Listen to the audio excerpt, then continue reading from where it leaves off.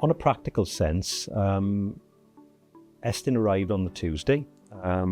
They, like most Estyn teams do, they went straight into it with the full team looking at work scrutiny for the first hour, followed by the team being out in lessons from 10 o'clock in the morning. Some full lessons, some part lessons, interviewing pupils, asking them questions around the actions and operations of the school, followed by interviews with middle leaders and also senior leaders around the Estyn recommendations. Also a work scrutiny, as I've said, but also a learning walk around the full school with a member of the senior leadership team, which was again very valuable to actually show what was happening.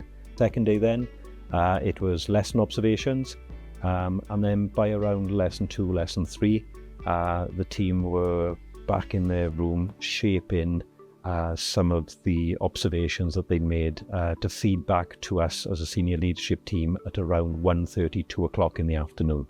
The feedback on the final day I felt was also very collegiate, very two-way, questions being asked, very open to us asking questions for clarification as well, very much moving away from a sense of this is what it is, you must act on it. It was very much a sense that working with the school to try and move us on to the next stage.